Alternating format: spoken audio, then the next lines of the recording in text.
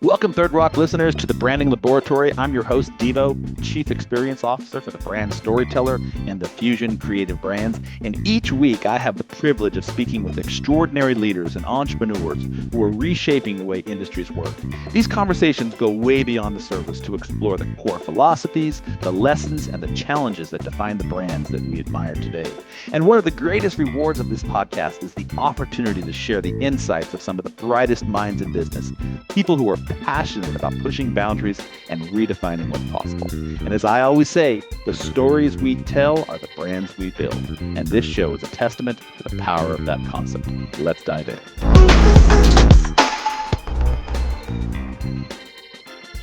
Welcome to the Branding Laboratory. I am Deevo, your host. Today we're going to strip away the fluff and dive into a real and raw conversation with our guest. He is an entrepreneur and a CEO, and an honored CEO at that. He's got a bunch of accolades and awards. We're going to talk about how do I get some of that hardware and dive into some of his origin story, the things that he does best, what he loves doing, what he doesn't love doing, and how he might be able to help the world in his own unique way. I thought today's show, and my guest, let me introduce him in a second, is Barry LaBov. He is the founder and CEO of LaBov. Am I saying that right, LaBov? It's LaBov. Yeah, you're close. Yeah. LaBov Marketing, Communications, and Training. He's a two-time Ernst & Young Entrepreneur of the Year award. Wow. And he's here to share what I thought would be a cool theme, because you have an upcoming book, from what I can understand, on differentiation and the key to unlocking brand success around differentiating yourself in a very crowded marketplace. So I thought we'd have a sort of a theme to this. Does it sound cool to you? Welcome to the show. I'd love it. I think it's great. So it's a pleasure to be here. I'm looking forward to it. And yeah, I think there's a lot to talk about to inspire people today around identifying what makes you and your products unique, and then celebrating it. I think it's really positive. So this is what I do, and it's interesting. And just before I joined this podcast, I was with a client of mine, a new client, who is a real estate agent, a fantastic young lady who has found herself in a niche pocket of being able to help other moms sort through their clutter as divorcees, blended family moms, a whole bunch of different things. And one of the things we talked about before we even got on the show was, how does she uniquely qualify what she does so that she can separate herself from all the other thousands of coaches out there who are doing the exact same thing or roughly the same thing and stand out in a very crowded marketplace? And the key to that is this differentiation. What's the unique value that you bring to the world that you can solve uniquely different from everyone else, and how do you share that message? So that being said, let's dive right in. In a few words, what's your X factor as it pertains to differentiation? For one thing, my company is the only company I know that focuses on one word, which is differentiation. So that's all we focus on. So if a client says, oh, I've got everything figured out, I don't need to learn what that is, I've got it all figured out, then I'm going, we're probably not a great fit, and we'll move on. The thing that we do is we have a process, and it's 5 steps, and it includes one step that I have never met anybody who is doing it. So I think that's pretty unique. And in doing that, the culmination of what we do, once we identify what makes a company unique, and we're discovering it, Deevo, we're not trying to create your uniqueness. We're trying to discover it, because then it's natural, it's authentic, you can live up to it, it's inspiring. So once we do that and we're able to crystallize it, being able to also share it and communicate it, maybe name it, then the most exciting part of it at that point is, before you launch it to the world, you celebrate it with the most important people. And that would be the employees, the people behind what you do, the people, whether you have one person in your company or 100,000, it doesn't matter. You celebrate it. So they become your ambassadors. They are your army that's out there fighting it every day with you.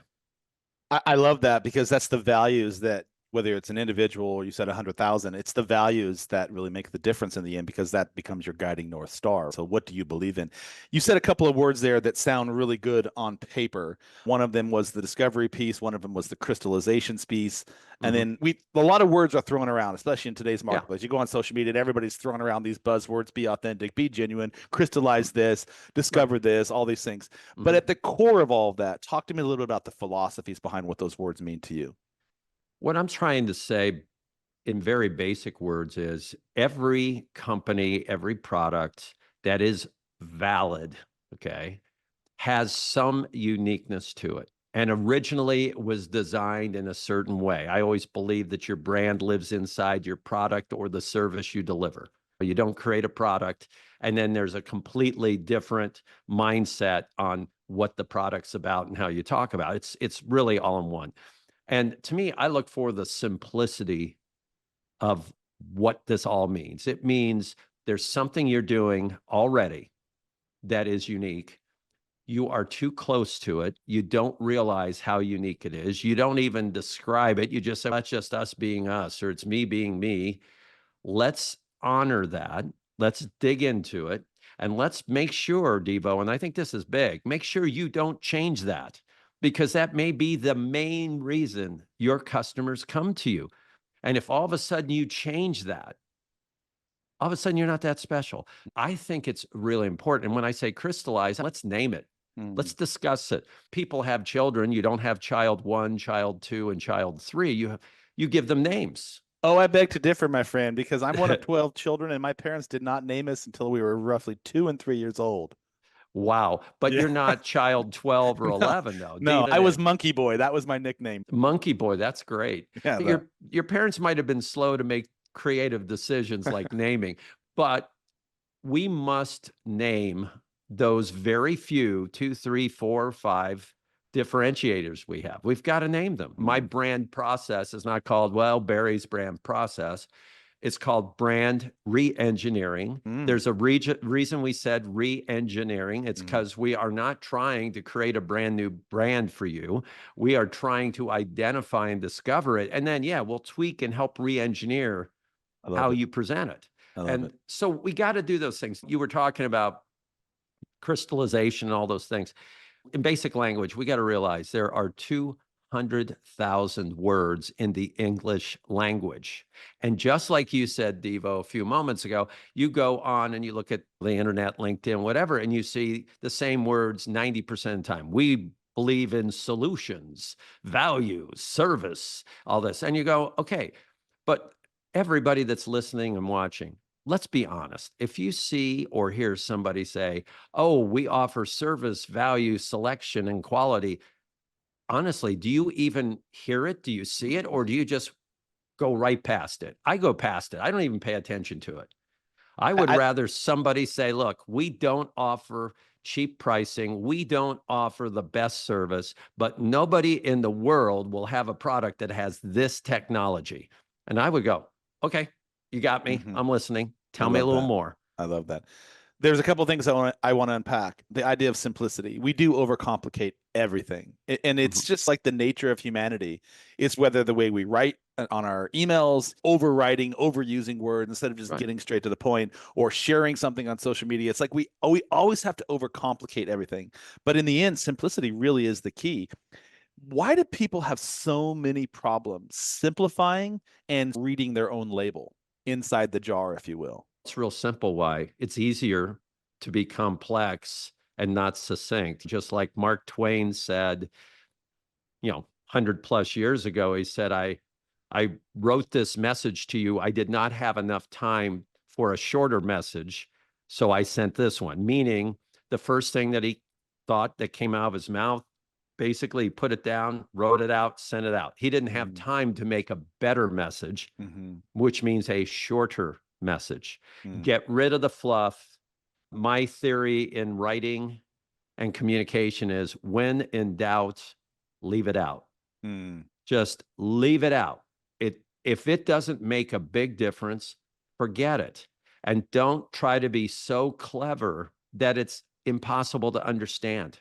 Yeah, I had a Great, I'm sorry, go great, ahead.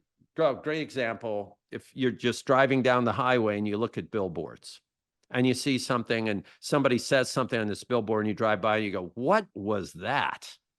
And you go, I don't even know what that was. And you never drive by that area again, let's say.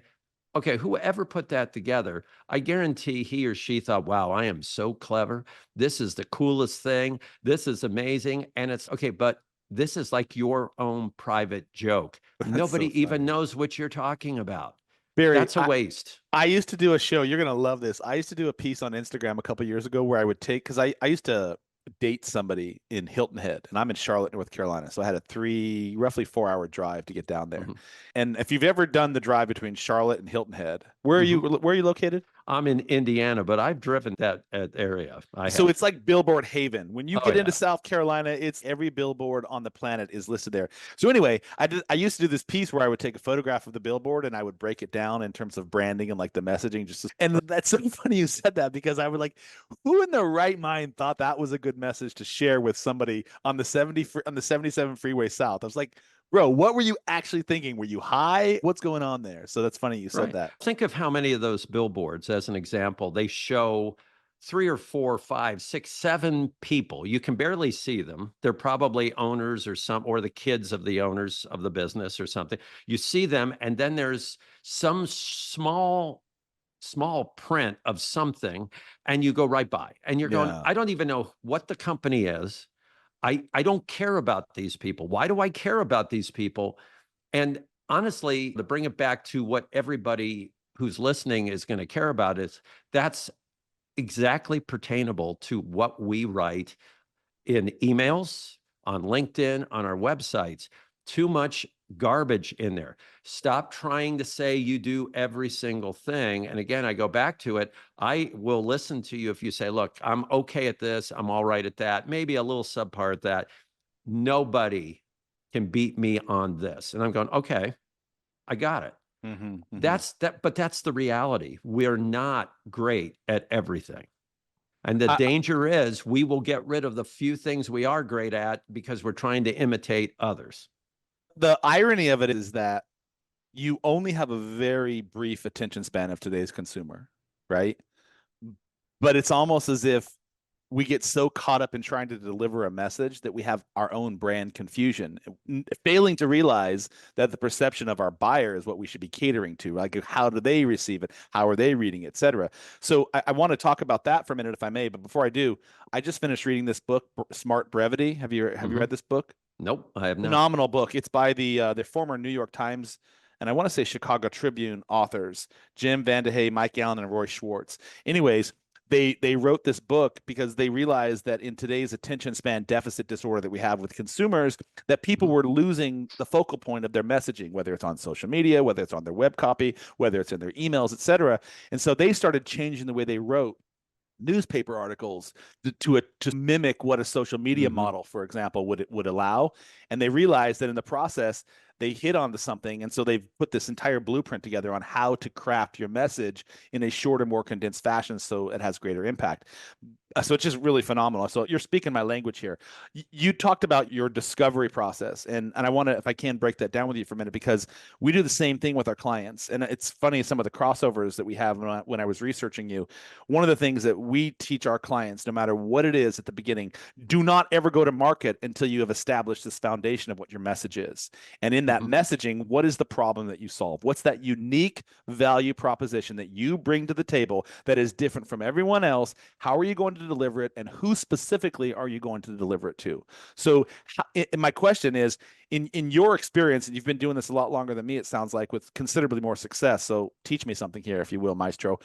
How important is it that brands, whether you're a new company or you're scaling or you're an entrepreneur just entering in the workforce, how important, in your opinion, is it that they've clarified and crystallized, in your terms, that brand message foundation? It's incredibly important because otherwise you're wasting time, resources, people, energy, et cetera, and you're losing opportunities. You have to crystallize it. Here's the other thing, keep in mind, you don't have to be perfect. So a lot of the companies, oh, we got to be perfect. It's now you don't have to be perfect. You identify what makes you unique the best you can. you name it. That's when I say crystallize it. You name it. You give it a personality. You're able to share the meaning behind it, the story behind it. There's got to be a reason why you did this. It didn't just pop up. It's no, here's what we're doing. Here's why. That gives people some connection to it. It's okay. I get it. You were talking about a person who works with moms and tries to help consult mothers, people who have numbers of kids or divorcees. Okay, if that's that person's uniqueness, then she needs to express it. She could say, I have these 2 or 3 processes I call blah, blah, blah, this and this and that. And this is what I do. Now, the minute she decides, I'll just be a counselor for everybody in the world, then she gets rid of what she did great for the moms. And now I'm a counselor. Then she's not going to get the moms interested because she's like everybody else. So again, back to your question, the best we can, we're humans, we're not going to do it perfectly. Identify what you're doing. And one secret I would say is just when you think you've got your verbiage, your description of what makes you unique figured out, then do this. Take your name out of it and put your competitor's name in there. Would your competitor be able to say the exact same thing? And if so, you're no longer that special. So I if you like say that. we offer blank and blank, I go, okay, great. Now who's your top competitor? Oh, I don't know. So okay, let's put their name in there. There's their name. They offer blah, blah, blah, blah. And it's like, yeah, they could say that. Okay, let's work a little harder. Remember, 200,000 words are available in the English language. There may be 1 or 2 words we can use that would be different. I love that. I love that you give it a name. That's really cool because by giving it a name, it gives it a personality. It makes it have its own ethos in a sense, right? So that Right. now you have this derivative that you can handle, right? Metaphorically. Why does my camera keep going in and out? Sorry, people. I think my camera's out of focus. Am I back? Here's one thing to think about too. There we go. If you ask people, have you ever owned an MP3 player? Most people will go, no. If you ask people, have you owned an iPod? Yeah, I owned one way back. Okay, that's the same thing. An iPod's an MP3 player, but it was named. Do you own a tablet? No, I don't think so. Do you own an iPad? Oh, yeah, I own an iPad. Okay, it's because it's named. There's a value to it. Now, each of those items I talked about have unique attributes and great design and all that. That's great. But the iPod, when it was super popular, was merely an MP3 player. And it could have been called Apple MP3 player, but no, they had to give it a name. And that's the power of it. They actually gave it their own name, the MP4. Right. Yeah. So Apple only plays. Why the heck? I'm sorry about this camera situation here. Hey, I want to talk a little bit about your origin story, if I may, for a second, just switch gears. So Yeah. you've built this company, LaBov Marketing, Communications, and Training, and you've got a bunch of different awards and a bunch of different experience and a lot of accolades in helping other small businesses do what they do. What inspired you to start this company? And can you give us a little origin around that? Originally, I was a musician. So my goal was to be a successful rock and roll musician, writer, producer, etc. So that was my goal. I wanted to do music. And what happened was that meant that I had to work with people in a band. So that's a tiny little company, 3 people, 4 people, 5 people, and inspire them. And at the same time, create things that were unique. And then send them out to record companies and go out and play them in public and try to get some kind of a following. And at the same time, inspire the people with me to work on virtually no wages because nobody was making any money doing it. So it was a great opportunity. What happened was I started also writing jingles, little music ditties, and did that on the side. And one day, a tragedy happened. My father passed away, and I thought, I'm not going to live forever. So why don't I focus on one thing and try to do that great instead of keeping my feet in both camps? So I decided to focus on my business. To put a long story short, within about a year or two, a client offered me some opportunities to run all of their marketing and advertising, which then led to the Entrepreneur of the Year award that we got. And so I didn't mean to do marketing and advertising, but what I found was it was the ultimate outlet for me to use creativity. Hmm. Hmm. And that's what I thought was great. And again, just to connect with my favorite word, differentiation, when you're in a band, if anybody out there thinks of their favorite bands, I guarantee you could get into an argument with somebody else who says, no, they're not as good as somebody else. And it's not because of superiority, which some people confuse differentiation with. It's not superiority. It's that uniqueness. It's that character. So that's what I did. And that's what brought me to having some great clients that many people will know: Harley Davidson, Macallan Scotch, Audi, Volkswagen, Mercedes-Benz, wonderful companies, but many other companies that are smaller that are every bit as fun to work with. The creativity piece is something that I primarily work with entrepreneurs and small business owners. Mhm. And one of the things that I've noticed the most in that space, and I don't know if this is anecdotal or not, but there seems to be a very high level of creativity with entrepreneurs in general, as opposed to, at least in my experience, or as opposed to people who are like corporate track individuals, right? Mhm. In your experience and what you're seeing, why do you think creativity is such a strong ingredient in entrepreneurs? I think it's because it's mandatory for survival. You got Hmm. to survive. You can't just play the game and wait things out. So you're going to have a lot more intensity. You're going to have to come up with some kind of unique answer. You've got to overcome something, and you don't have the benefit of a lot of extra time. When you're an entrepreneur, for me, I want to get it figured out now. I Hmm. drive people crazy. They're irritated with me internally at the company. Sometimes even clients are irritated because I'm going, okay, let's figure this out now. What's the And it's like, path of least resistance? yeah. And it's no, let's talk about this next week. And I go, it's still going to be the same problem. Let's figure it out. That was one of the biggest so I worked in the corporate world straight out of college for 15 years. And one of my biggest frustrations in that space was the inefficiency of everything. This slow Right. moving machine, bureaucracy, red tape, permission slips, signatures, like the whole thing was just always drawn out. And I realized early on, I got in a lot of trouble early on. I actually had a boss that called me, really cool boss, but he called me in my office and he's, bro, you're going to have to take a beat. Like you're going to have to slow down a little bit. And I'm like, wait, I got the project done under Right. budget, under time, everything that you asked me to do. He's, yeah, but if you're getting projects done under time and you're getting projects done under budget, that's going to leave expenditures on the table that we didn't allocate for and time that we're going to have to make up. And I'm like, wait a minute. In what planet does that make any sense to me? And Well, so you're also going to make others people there look bad, and you got to yes, step down. that's where I was going to go with it. What it turned out that it had nothing to do with that. It had to Yeah. do with that I was upset in the apple cart for some political reasons of other people who were above me Yeah. that didn't appreciate me, kind of who was this Devo guy coming in and taking control of the show. And like I've never been really good at the political stuff. Like I call it as I see it. I'm not very diplomatic in that regard. And I've had to learn that over the years. There's a time and a place. But that was my biggest frustration with operating in that world is they Right. didn't value innovation or creativity or drive or getting things done the most efficient, effective way possible. So I was like, how can I find a way to do that? So entrepreneurialism was that route for me. It's interesting to me, and I want to talk about this book of yours because I really want to jump into it. The theme of the show was like, how do we differentiate? You highlight the importance of standing out in a crowded marketplace, and never before has that been more important than now. Like 7.5 billion people on the planet, probably most of them have access to social media and the web and digital marketing aspects, right? The output of that. So, in a crowded market, what are some of the core philosophies that drive your approach to differentiation? And so, what are the things that you tell your clients that we can expect in this book?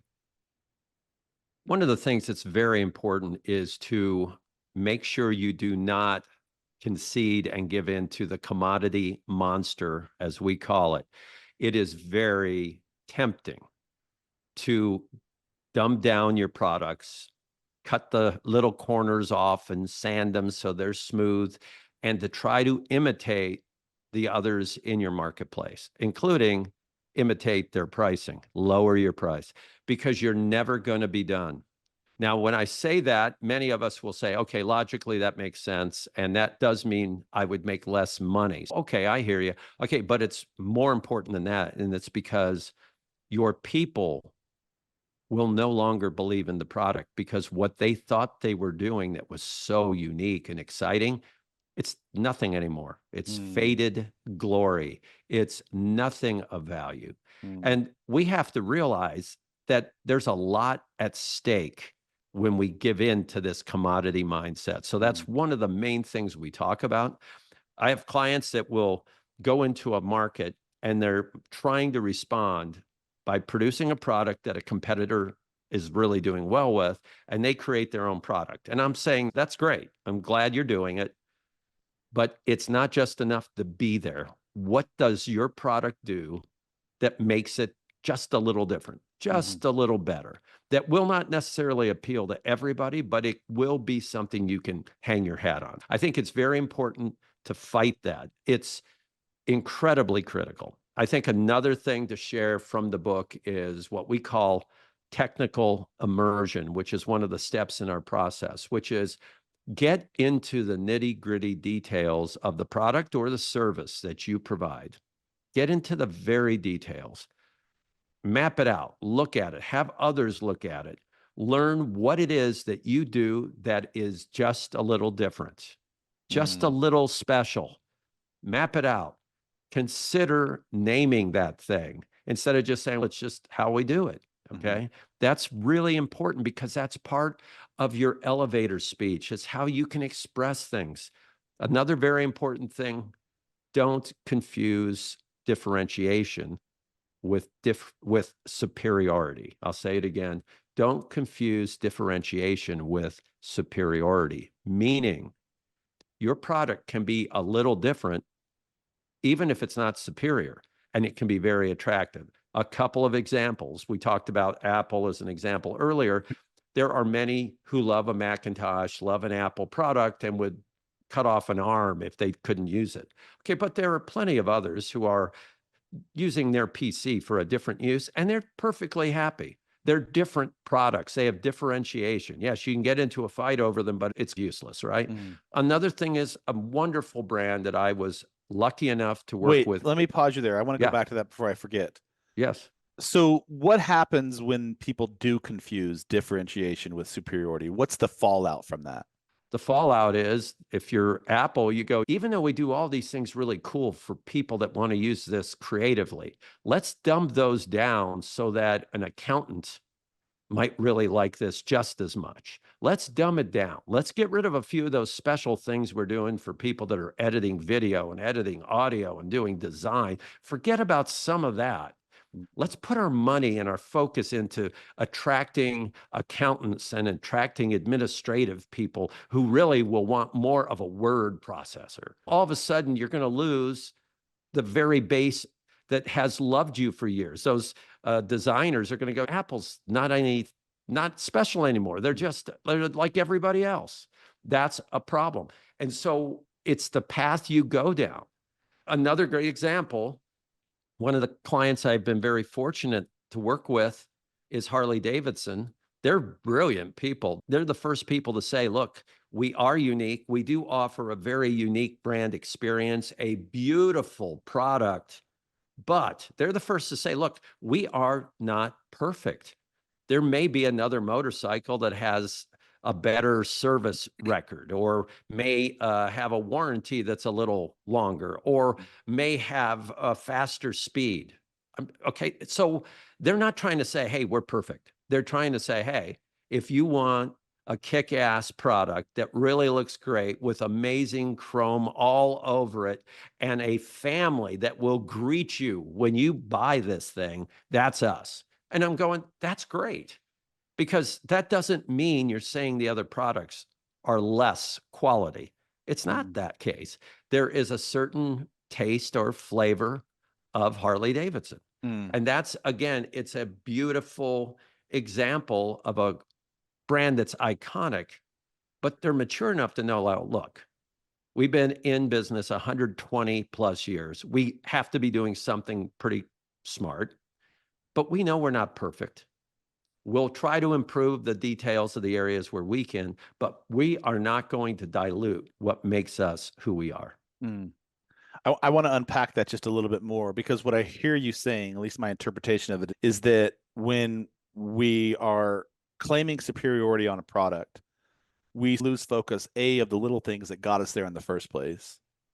We water down our product per se, because then we start assuming that we can market to a different audience Mhm. because the same personality is in alignment with us.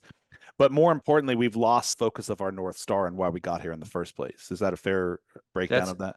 that's exactly right. One of my favorite brands is Volkswagen, and one of the biggest challenges they had was originally they had a what would be called an air-cooled engine. It was very unique. It's what the original Beatles were, right? Yeah, yeah, And yeah. there was this coolness. That was their unique differentiator. It's an air-cooled. The air cools the engine itself. This is so cool. And the products were quirky and they had this very loyal following.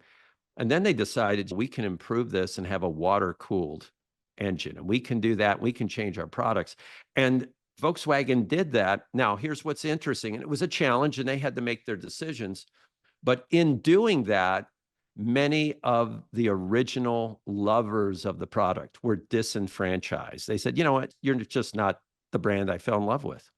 So I'm not saying that's an example of a failure. I'm saying that's an example of you had something that was unique. You decided to change it for the better. But you know what? A lot of those customers, and that's millions of people that were madly in love with that brand, became less in love. In some cases, they defected. And you're not saying don't innovate. Correct. You're saying don't just innovate to be trendy.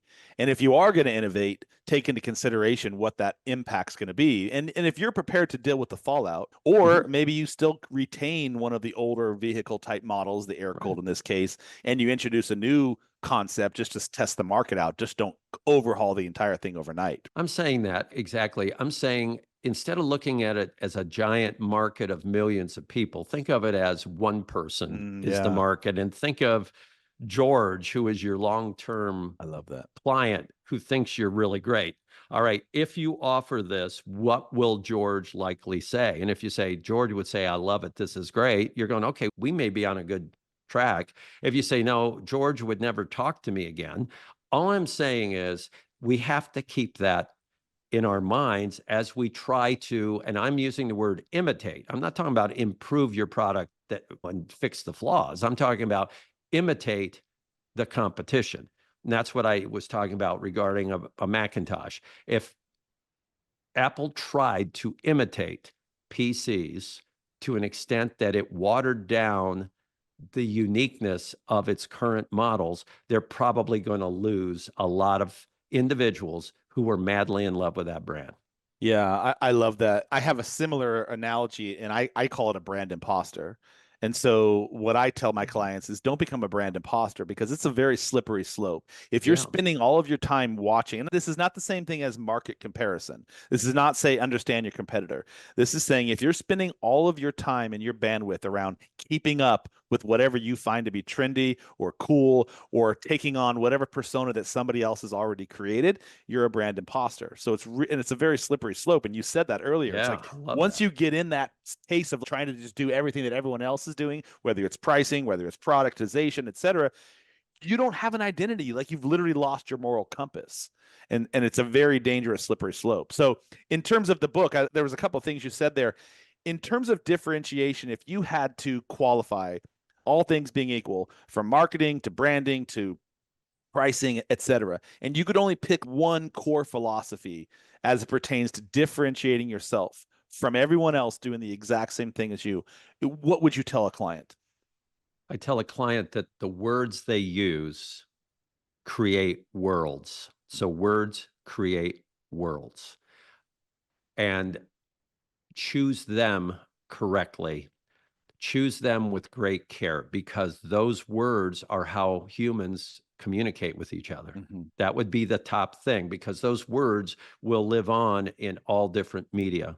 And Mm-hmm. that's why we haven't talked about AI, which I'm happy that we haven't so far. But that's why if you look at AI and you just throw some information in, it spits out this verbose pablum filled with large words that nobody uses, and it's blah. And if you don't edit from there and you just take it as is, you are doing the opposite of what you want. So my point is carefully choose the words, have as few words as possible, to describe what you do? I'm not talking about AI because I don't really feel like it has a place in this particular conversation. Maybe Hmm. if we had 2 hours, it might. My take on AI is that there is a time and a place for it. I think that there is a Hmm. role that it can play to help manage some of the subtleties and nuances of your business. But in the end, people are buying an experience and they're not buying your product. Hmm. And AI is more of a productized environment when I look at it. So, and Hmm. again, don't discern or differentiate what I'm saying. I'm not saying there's not a place for it, but I want to go back to that word because you said it earlier. It really centers around an experience, right? Whether you're a marketer like yourself or a brander like yourself or an author like yourself or a musician like yourself, and you're a very like Renaissance man over here, you're still selling an experience for everyone that engages with you. And I think a lot of times people forget that they have to have this, and you said it earlier, which I love it. They have to have this perfect everything. And there's no such thing as that. Really focus on an Right. individual. I love how you said give it a name. Give it a name, focus on an individual, and focus on how you can give them the experience over everything else. How important, in your words, is giving an experience to your clients the most? Let's just take it from there. The experience is the brand in the eyes and hearts of the customer. An example, I won't go into the brand name, but I've worked with many great brands that are sold at dealerships or distributorships. So imagine you create this great product. It's amazing. It's wonderful. The customer goes to the dealership and they're treated like crap. They're not listened to. They're not allowed to experience the product, and they're ushered out the door. The consumer, I hope everybody hears me when I say this, the consumer will not say, that brand is really well made and I really appreciate it. Too bad that the people at the store did not like me or treat me in a nice way. No, the consumer says, I hate that brand. I will never buy from them for the rest of my life. And I'm going to tell all my friends, because they do not distinguish the difference between the brand, the product, let's say, and the brand experience. And that's not to say that your product shouldn't add value. We're not saying that. We're saying get your product right. Like if you're selling, especially if you actually have a physical product, it better work and do exactly what it says it does, right? Because you're gonna piss off a customer. But instead of focusing on the value of the product, focus on the experience that they're going to get from that product itself. That's what I hear you saying. Yeah, it should not be a disconnect when somebody goes to a store to look at and maybe try out, experience, sample your product. If it's an undesirable experience, it's a disconnect.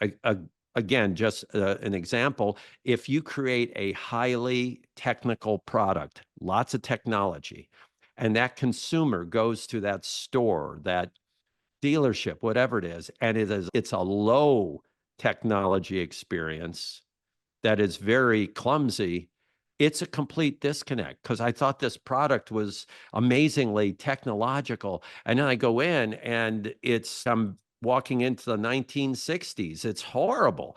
You can't do that. It's got to be one and the same. Mm. And another thing I say to some of our larger clients, let's say there's a client that has 500 locations in the United States. I go, do you have one customer experience that you deliver, or do you have maybe 500? Mm. Or maybe 2,500 if each one of those stores has 5 salespeople. Mm. Think about it. And Yeah. it's, wow, we've got to determine how we want to work with our customers and how we want to present our product. Yeah. Thank you for sharing that. We have a lot of insights that are similar to that. You've had a really diverse career, and I'm really curious about the music side of things, from music to marketing and branding. How did your experience in music itself and that creative outlet, how has that influenced your approach to building this brand that resonates on a deeper level with people and its audience? It's the way I run my company. So I run my company like it's a rock band. Now, my company might have 20 or 30 or 40 people, but it's like a rock band. Mhm. And that's how I look at it. I look for the different talents that people have. I forgive the imperfections that different people have, because that's just the way it is. I look at it as anybody could come up with the next great idea or the next great hit song. It doesn't matter what your title is or what department or how long you've been with me. Anybody can come up with the next hit song if you work with me. So it affects the way I work with people, and the fickleness of the music industry really influenced me in the business industry, because customers are fickle. The music industry is ungodly fickle. And the other thing it's influenced me with is differentiation, which is you have a favorite band, I have a favorite band. They're not the same band. And we both love our individual bands, and they are not perfect. They have some songs that are clunkers, and we love them, and we're going to go see them. And furthermore, if you talk experience, if you go to see the band and they can't play the music and they stink, it changes the way you look at that band. But if you go to that band's concerts and they love you and they're playing and they're doing more stuff and they don't even want to stop playing, you fall more in love with them. So it's very related. The experience. Yes. Goes back to the experience. I find, speaking of differentiation, and maybe this is just me because I'm getting older, but I find that most music today sounds very similar to every other music. Yeah, it's computerized. Yeah. Yeah. I went to Elton John last year with my wife, and I'm not really even an Elton John fan. I never really listened to him much, but I was blown away by his experience. First of all, his engagement with the audience and whatnot. But what really struck me was how unique his music is. And I'm an old school rock guy. Like I love listening to old school rock. And my kids, I have kids, and they listen to all this whatever nonsensical stuff that's going on right now that all sounds the same to me. But music itself has lost its differentiation factor, in my opinion. Today's modern music. Yeah, now I'm older than you, and I would say the same thing. I'm guilty as charged as far as age, but I would say that one of the biggest problems we deal with music that we don't understand is that the humanity in the music we're hearing is minimal. As an example, the old school rock bands, the drummer actually played those songs. It wasn't a drum machine, it wasn't a computer. They, in some cases, would make mistakes in the records you love. And as a musician, I would point out, oh, did you hear the bass player played the wrong note there? And you go, what? There was imperfection that was human in there. There also was a thing that is hard to distinguish, and this is what you're alluding to, and that is feel. The computerized, sometimes perfection-based music, where it's a metronome-like drum thing and all the music parts are done electronically, they're a far lower feel. And the other thing, no soul to it. There's no soul to it. The other thing is that singing, if you listen to it, sometimes the singers sound like they're computerized. They are. They're doing all this digital stuff to it now. And you know what? You can do that because you can make a perfect performance out of those, because they'll hit every note perfectly.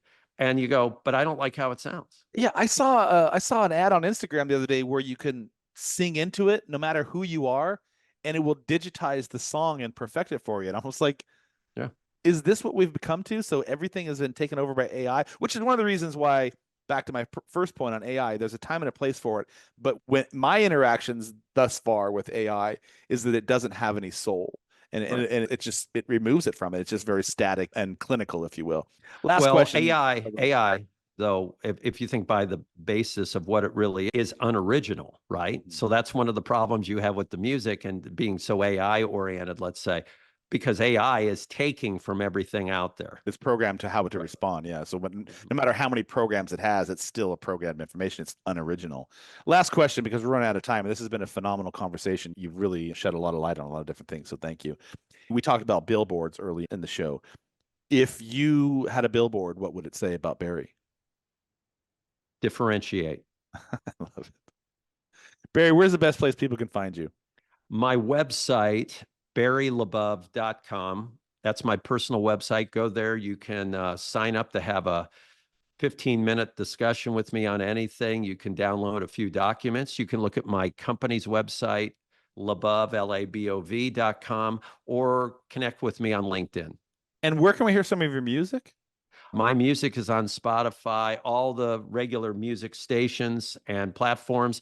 The band name, look for two different things. One, look for LaBov, and you'll find some of my early music from way back, even the time I was 14 years old, and a rock opera I wrote and all of that. Then the band I was in that we created 3 different albums is called Mark, M-A-R-K, Urgent, like the word urgent. So Mark Urgent, like it's a guy named Mark Urgent. Just right. And look it up, and there are 3 albums in there, lots of classic rock. Got it. Wrote it down. I'm gonna check you out. I'm gonna send you my synopsis of it. I I don't want to hear love it. any. I don't want to hear any music that's been digitized in there. We're not going to No hear that. digitized music. Barry, we covered some really cool points today. If you're an entrepreneur or a small business owner, whether you're in branding or marketing, the message is still the same. Be uniquely you. There's only one you. Everyone else is already taken. And learn to differentiate yourself from everyone else in some unique value proposition so that the people who want to buy your product, the people that need your solution, can hone in on that. Because if you're speaking the same language to everyone else is going to hear it and it's not going to resonate. So really learn to hone in on yourself and differentiate. If you love the show, don't forget to subscribe, leave us a review if you enjoyed what we're talking about, leave me a comment. Nonetheless, connect with us on social media. You can find me at thebrandstoryteller.com. And shameless plug, if you are looking to elevate your brand and you don't want to talk to Barry, head over to thebrandstoryteller.com to learn more about how we can help you do that. Until next time, I'm Deevo. I'm the brand storyteller. This is Barry LaBov with LaBov Marketing, Communications, and Training. Barry, I'm very grateful that you joined us today. And for the listeners out there, I know you have choices when it comes to podcasts, over 1 million. In fact, I appreciate you giving us the 51 minutes and 15 seconds of your time today. Thank you. Thanks for tuning in to the Branding Laboratory. If you enjoyed today's episode, be sure to subscribe and leave a review. Connect with us on social media for more branding tips and insights. And remember, your story matters. Until next time, keep building and sharing your unique brand story. I'll see you soon.